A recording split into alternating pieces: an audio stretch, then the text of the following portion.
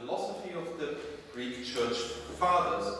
Now, the topic might very easily appear either paradoxical or marginal. It might appear paradoxical if we assume, as many people of course nowadays do, that there is a deep chasm separating the rationality of faith from the rationality that is practiced in philosophy.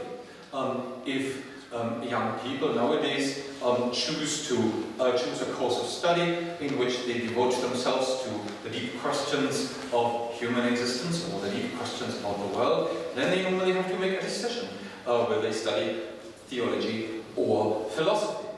So, at one level, it could seem that talking about the philosophy of the Church Fathers is almost something like a category mistake. Aren't they, after all, theologians? Aren't they something that one would naturally study as part of a course in theology? And isn't that exactly the point why one would be interested in them, rather than, let's say, in Plato or Aristotle or any of the other major figures in the philosophical tradition in antiquity, or then again, of course, in figures such as David Hume or Immanuel Kant, to name important individuals in modern philosophy.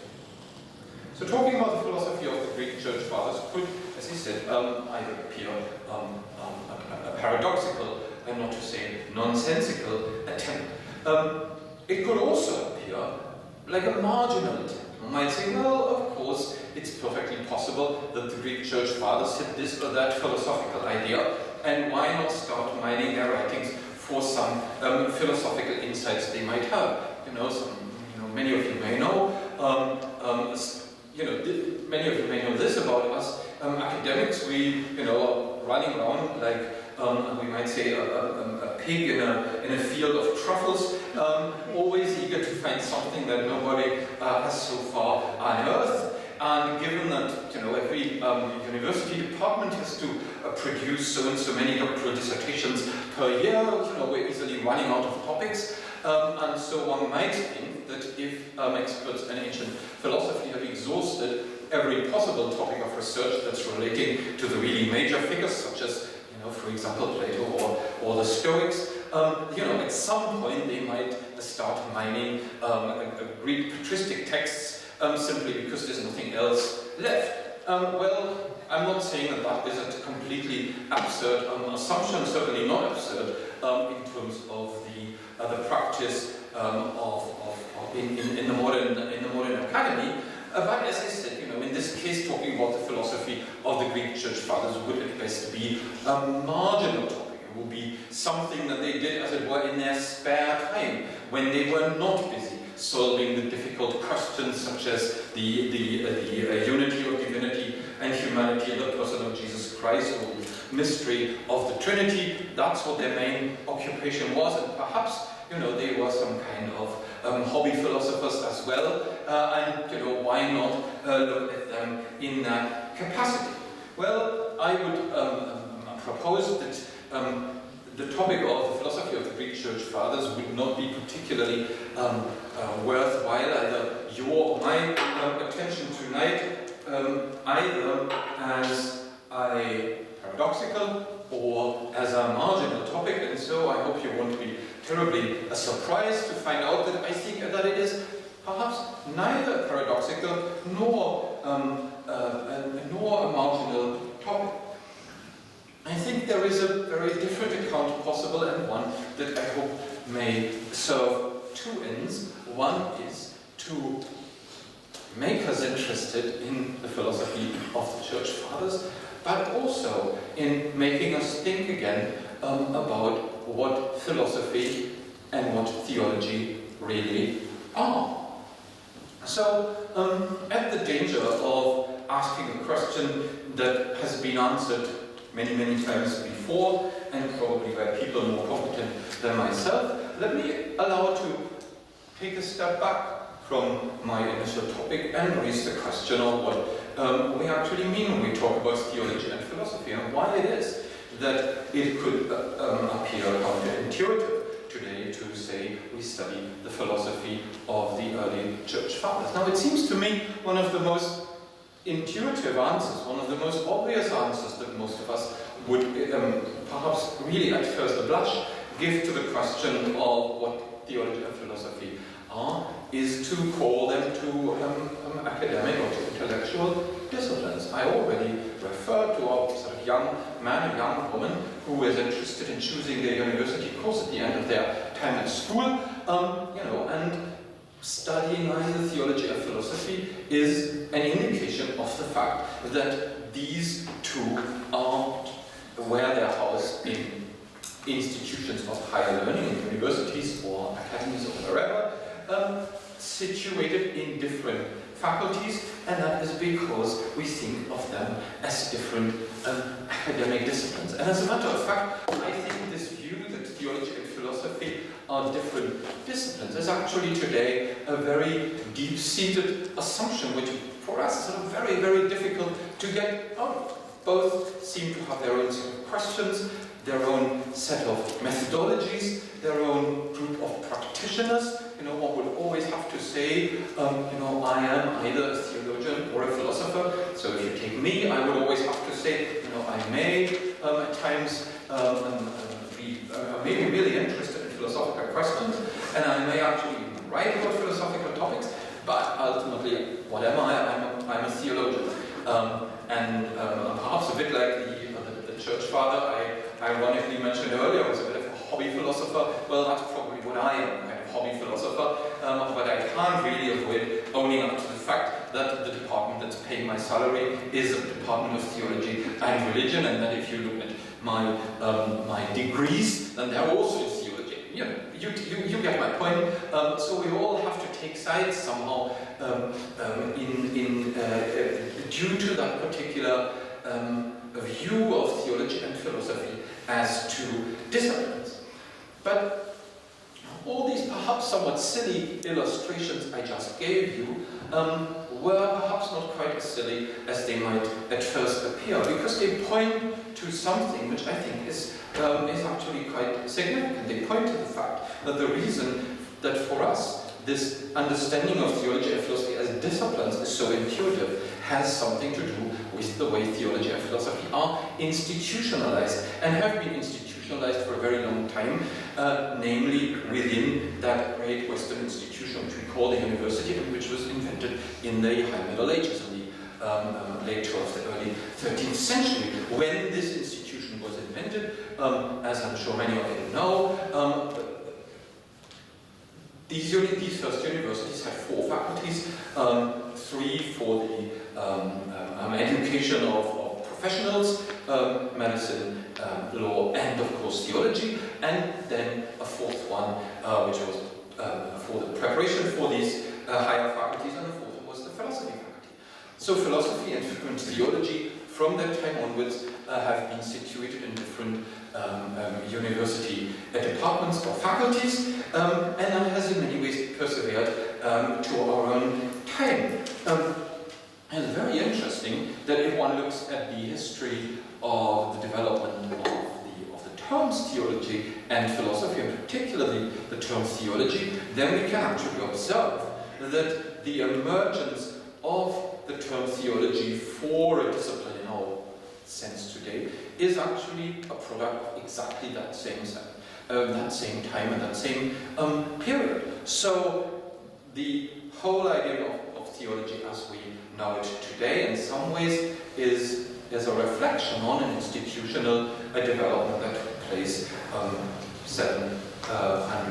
700 or 800 years ago. Well, I'm talking tonight about the Church Fathers, and so about a time that takes us back almost another millennium. And the first thing I would say when we are asking about philosophy and theology during that period is whichever answer we may want to give about what theology or philosophy may have meant to any of these Greek authors, the one answer we should definitely exclude is exactly the one answer that is very natural for us, namely that theology and philosophy are two disciplines. And that, of course, sends our heads spinning a bit. Because how can we think about our question, the philosophy of the Greek fathers, as opposed perhaps to the theology of the church fathers, if we can't really think about philosophy or theology at the time as to academic disciplines? Now here's a perhaps provocative suggestion. The provocative suggestion is, what if perhaps the best way to describe what the church fathers did, not when they were doing something besides their main job, not when they were pursuing their hobby, but really when they were very serious about their main intellectual occupation, what if perhaps a really good word to describe that would precisely be philosophy? If that were the case, then of course the question of the philosophy of the Greek Church Fathers would not be a marginal question at all. On the contrary, it would be exactly what their main intellectual occupation was, and it wouldn't be paradoxical either, because they would really see their own intellectual reflection on the Christian faith as a kind of philosophy. Why would that be the case? Why would it be a plausible use of the concept of philosophy to speak of patristic philosophy when we really mean they are a development of Trinitarian arguments or of accounts of the resurrection of the dead or any such topic?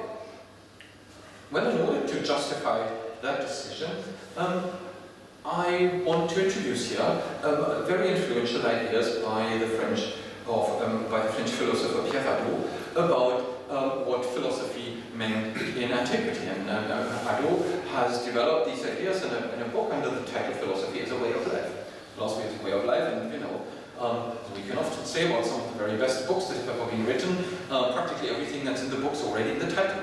And that's definitely here the case. So if you know that Hadot calls his book "Philosophy as a Way of Life," then in a way you halfway already know, or able to guess what he's actually going to tell us in that book. He's talking about philosophy in antiquity, and what he's telling his readers is that in order to approach ancient philosophy, we need to think about it very differently from how we think about philosophy today. Now, how do we think about philosophy today, apart from the fact that we think of it as a discipline? I would suggest that what most of us associate with philosophy in the first instance is something that's to do primarily really with rationality.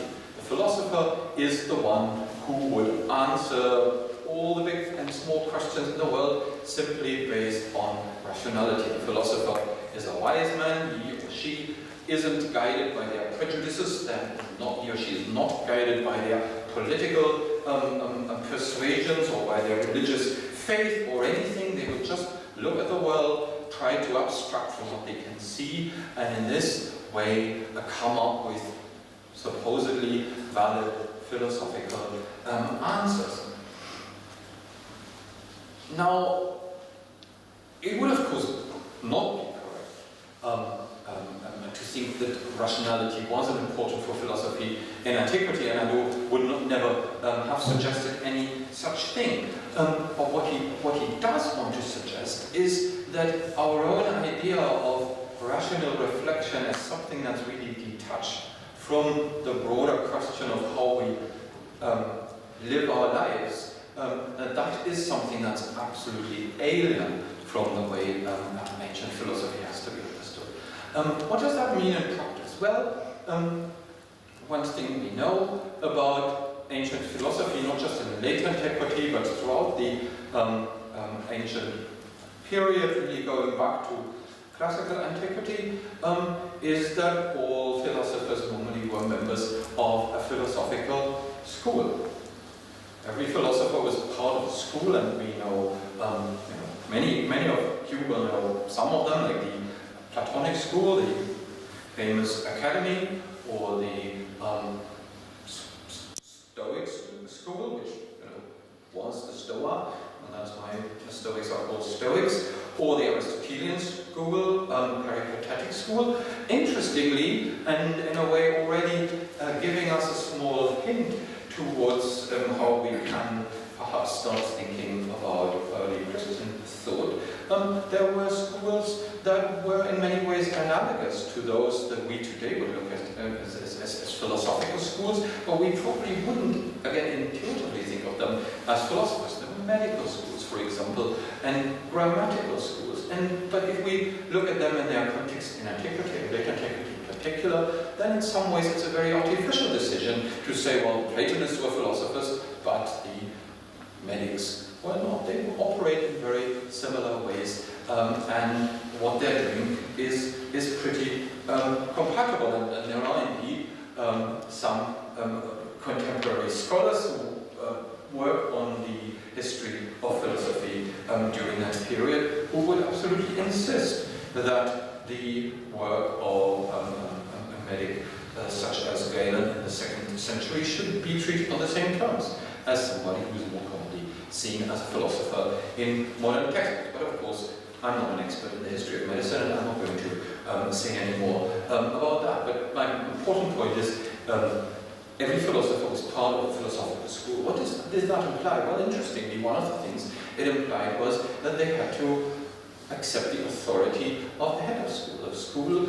had, at any time in its history, a head, and every member of the school had to be more or less obedient to the head of school. So there is actually not just a school, wasn't just any kind of association, but it was one that implied structures of authority. Also, being a member of a philosophical school implied practical commitments, and some of those commitments we might even be inclined to call religious commitments. You had to wear certain garments. If you were a member of a Platonic school in late antiquity, you would normally be a vegetarian, because the Platonists believed that the soul migrated between all living beings, and so a cow or a pig might very well host a soul that had previously been a soul of, I don't know, your great-grandfather or whatever. You know, whatever the philosophy behind it, the important thing in a way was that being a philosopher of that school carried with it a certain obligation to abide by certain rituals or certain practical prescriptions. And as I said, you know, sometimes we look at them, the borderline between what's just practical and what is almost religious is it has actually very difficult to draw. And if, you know, any of those philosophical schools could be an act of magic be brought to Sydney in the year 2016, I'm not sure whether not actually quite a lot of people who see what they're doing would intuitively say, well, it's a kind of sect. It's a kind of sect. They live, you know, they stay together, they live together, they do certain things together, they have certain views in common, etc. Not really what we think about philosophers today.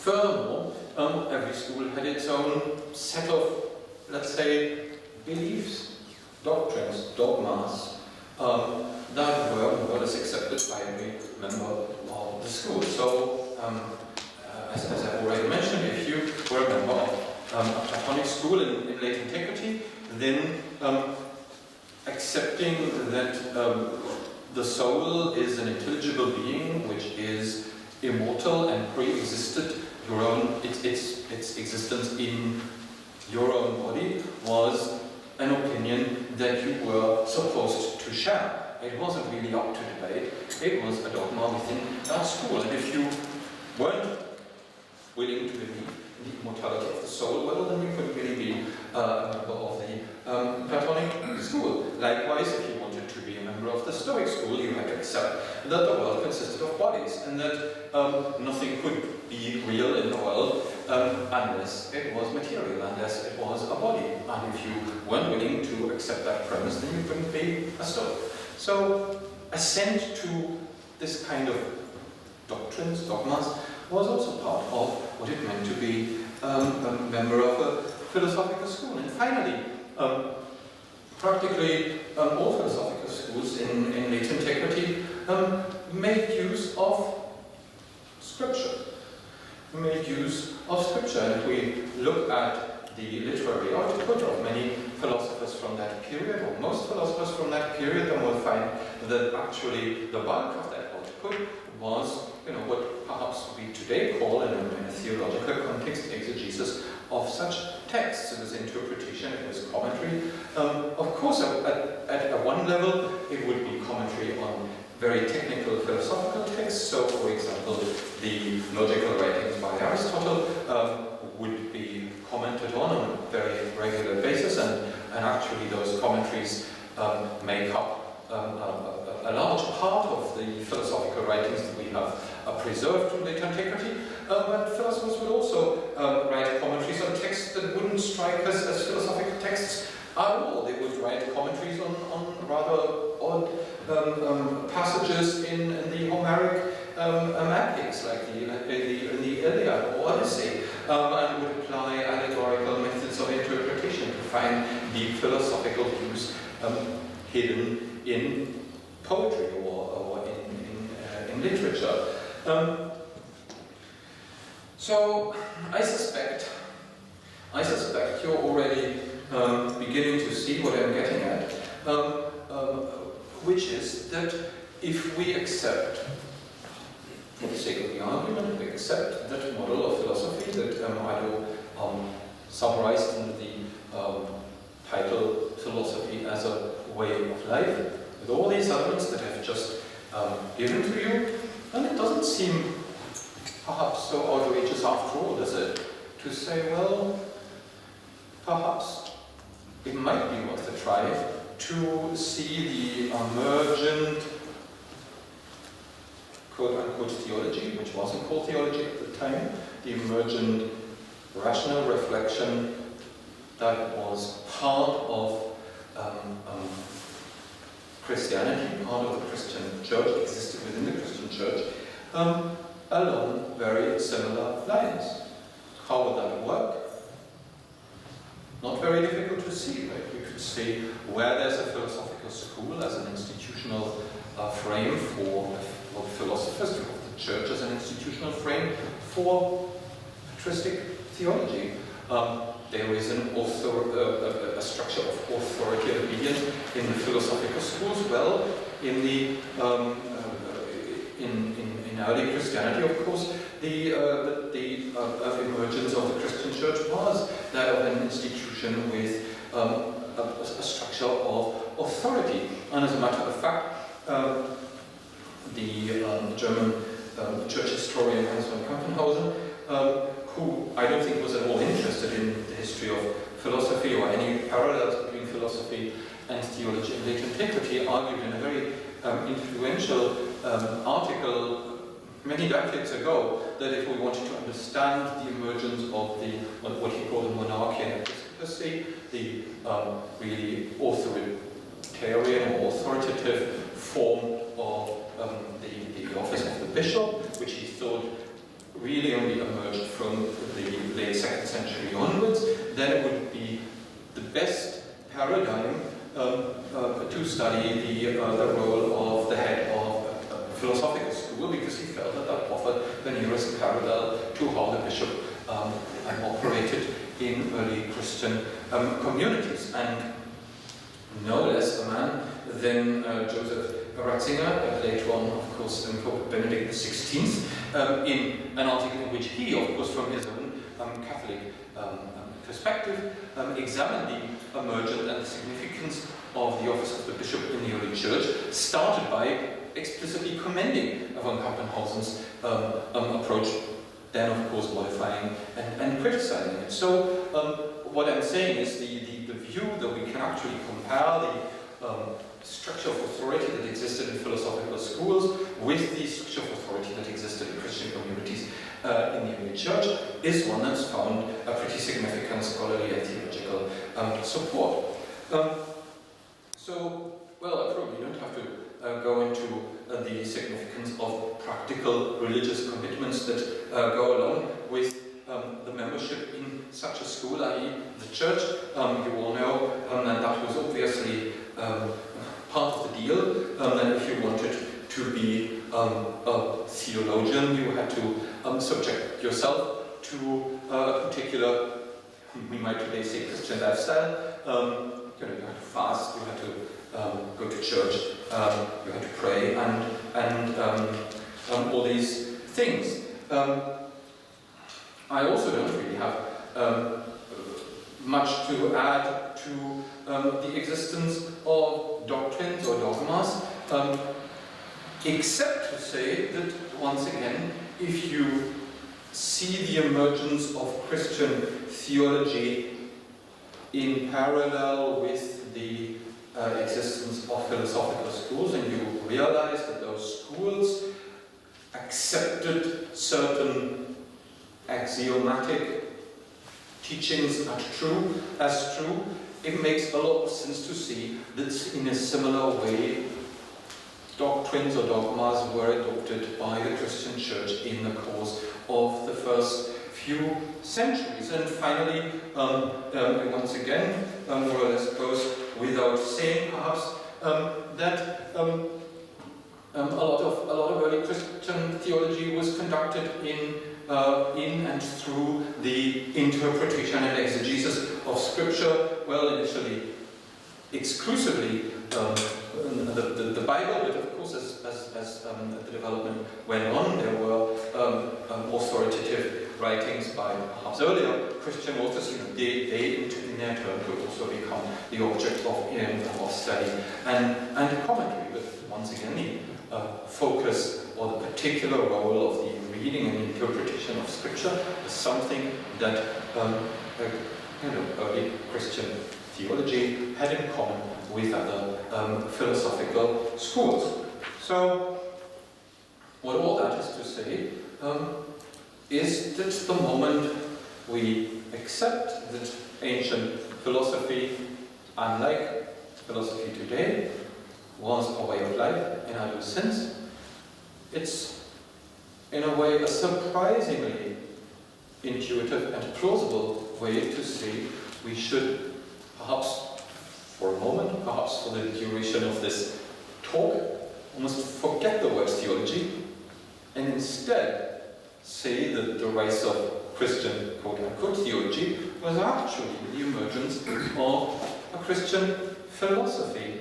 A philosophy that rose or that was developed in parallel but also in competition with the philosophy of other schools in late antiquity.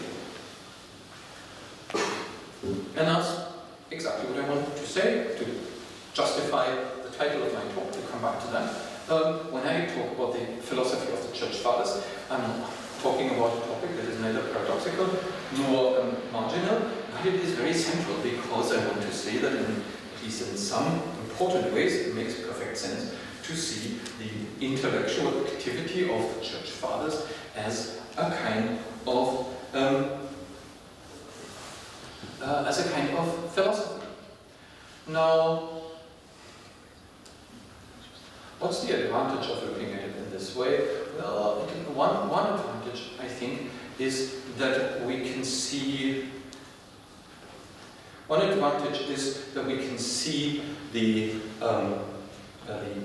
philosophical activity of the Church Fathers as not being restricted to their discussion of a particular subset of questions.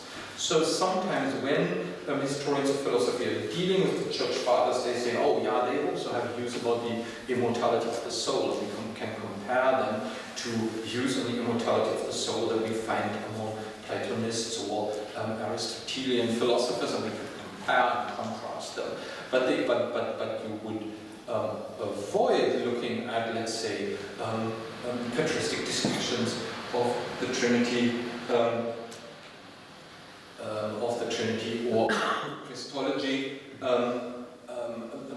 because that would still be seen as a separate theological endeavor. By contrast, it is my view that actually the most important and the most groundbreaking contributions that patristic thought has made to the history of philosophy came precisely through the debates that we would normally see as theological or doctrinal debates. That in the course of the debates about the nature of the Trinity or the debates about Christology, novel ideas about reality, about the relationship between the individual and the community, about beginning and the end of human life, and so on and so forth, were born and generated and developed and defended.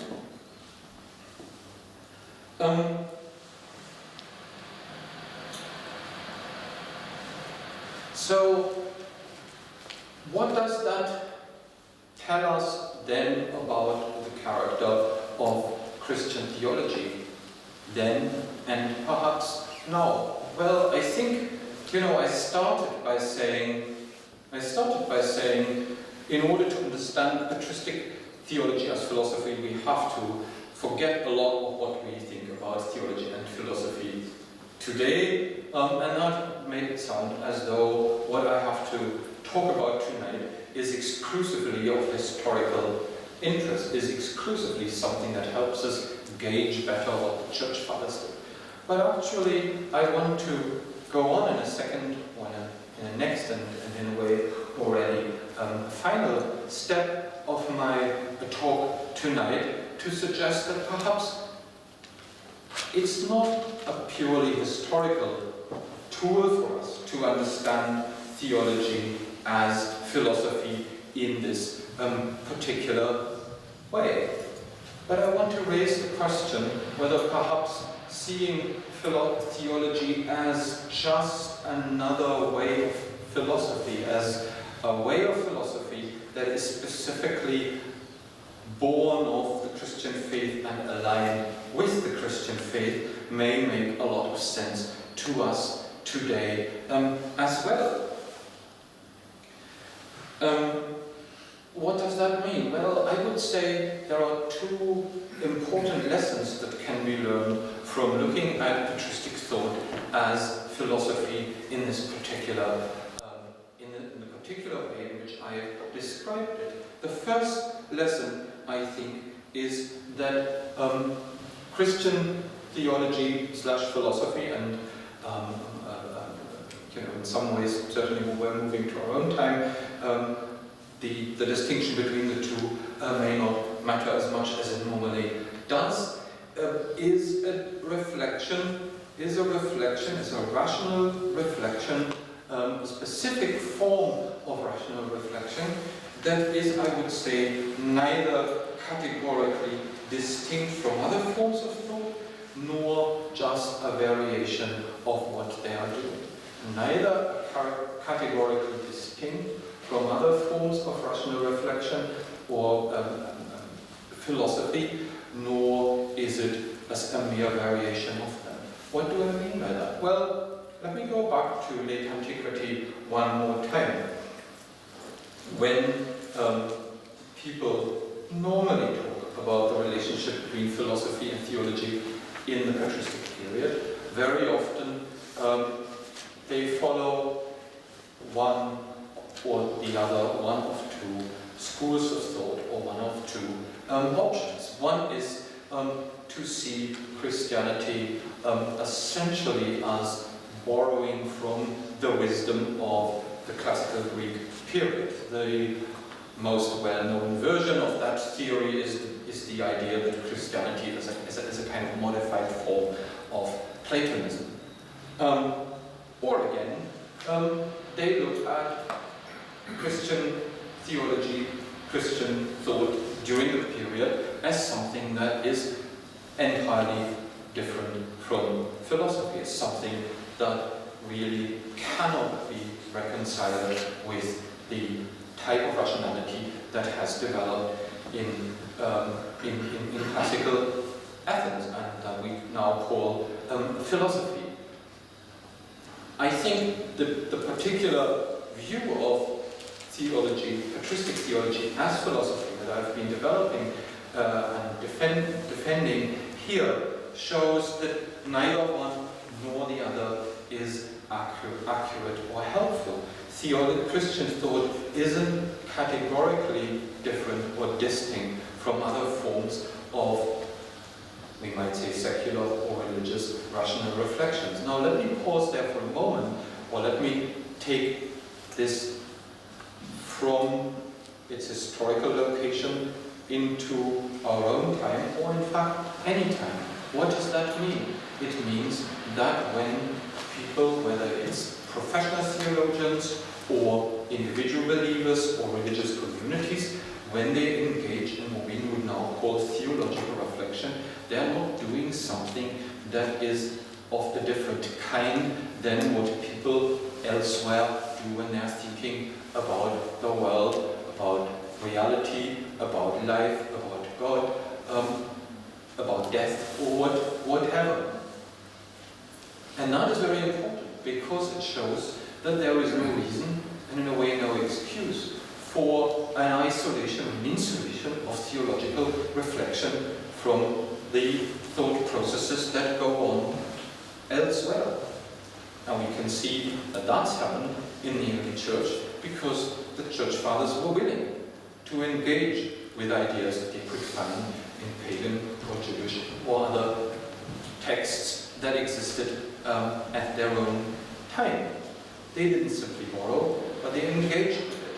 We can see something very similar going on in the Middle Ages when major thinkers such as Thomas Aquinas were perfectly willing to engage with philosophical and theological ideas, not just those inherited from antiquity, but contemporary, more or less contemporary developments in Judaism and in Jewish and Islamic thought. And so I think, the same is, or ought to be, true today as well. Where people are engaged in theology, they have to accept that what they're doing is not categorically different from what people elsewhere are doing. In the first instance, because theology, of course, is almost always still conducted in the context of a particular confessional church. In the first instance, we interact with the theologies that are being practiced in other churches. We learn from them, we discuss, we engage with them. In the second instance, we're in exchange with religious thought, theological thought that is practiced in religions other than Christianity. And thirdly, and I'm not saying that in any particular order, we're obviously engaging with, in discussion with, secular thought that is concerning the same questions that are being asked by theology. And that is because, I'll come back to the principle, because theology isn't, what I said, isn't categorically distinct from other forms of reflection. But nor, that's the second side of it, nor is it simply a variation of what other people are doing. The church fathers weren't just Platonizing, even as some people have said. The church fathers developed something that I would want to call a Christian philosophy, and if I had much more time than I do, and if you all had much more patience and it wouldn't be late, then I could go on for a long time. Those actually who've been here for the seminar that started yesterday and will go on till tomorrow, got quite a bit of exposure to the specific examples of how that pans out in practice. So for tonight, you just have to take my word for it. So when the church fathers developed their own Christian philosophy, that wasn't just a variation of already existing forms, but it was a genuine form of philosophy that was born out of their Christian faith. And I think, once again, that is equally important today. Yes, the theologian needs to exchange views with others, needs to learn from others, needs to engage intellectually with forms of reflection that have happened elsewhere, but always in the awareness and in the knowledge that there is something really distinctive about what Christian theology does and has to offer. But I think this last insight has consequences beyond what an individual does, what an individual theologian does. Because the insight is the understanding that theology is a form, is a genuine and specific form of intellectual engagement that is born from the Christian faith, gives a responsibility to the churches as well. The churches were the ones who, from antiquity, have cultivated and made possible the emergence of theological reflection. And I think the same task and the same responsibility exists today as well. I can't say anything about the situation here in Australia, but what I see in Britain, where I live, and what I see in other European countries I know about, that has become a big problem. There is now a view that among the tasks that the Christian churches have, the cultivation of an intellectual theological reflection comes perhaps very sort of down the list at some point. And you know, I'm not at all opposed to the view that Christianity shows its quality in its practical engagement in political or ecological or social engagement and the celebration of the liturgy. And you know, there are many, many important themes that are all important parts of what it means to live as Christians today. But I really do think, and not only because it's my job I'm defending here, but I really do think that it is very problematic if churches forget how important it is that they have to cultivate theology, and that in a way nobody else can do it for them.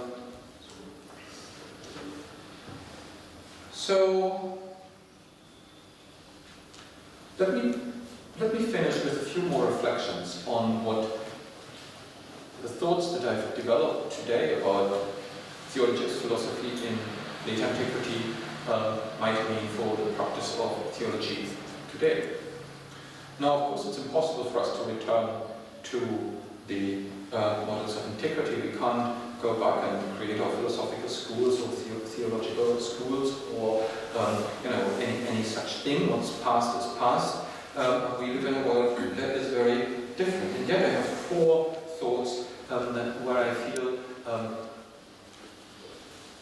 being reminded of how Christian theology started or emerged can actually help us in thinking about how theology might be conducted today, or what's really important.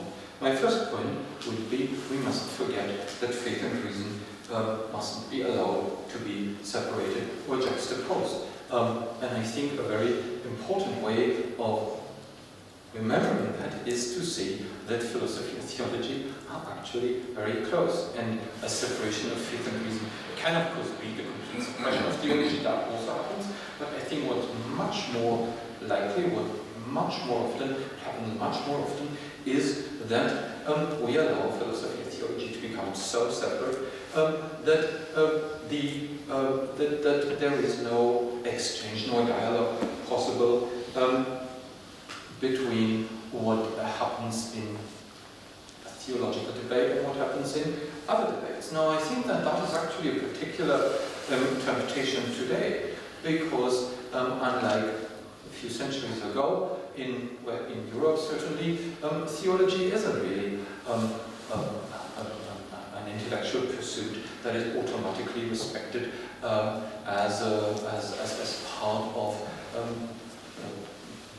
culture, as part of intellectual culture. We have, many universities are founded today that don't have theology departments, and where theology departments exist, they can very easily be isolated and be looked down on by colleagues elsewhere. So, but all the more, there is a responsibility on the side of the theologian not to allow that dialogue to die down. So I would say the theologian mustn't today develop something like an inferiority complex that prevents the theologian from engaging with the kind of educated secularism that we see in the world around us. And even less, I would say, is a theologian allowed to develop, if I wanted to be Freudian, I'd say by overcompensating, but anyway, a kind of religious pride that starts in its turn to look down at the ideas that are being generated in the world around us, for which religious premises are no longer necessarily valid. Neither one nor the other is helpful, neither one nor the other is actually in keeping with the tradition of philosophy/theology as it was developed by the early church. My second point is that theology today must not insulate itself from its environment. And I think that's true in two ways, and I think the danger is present in two ways.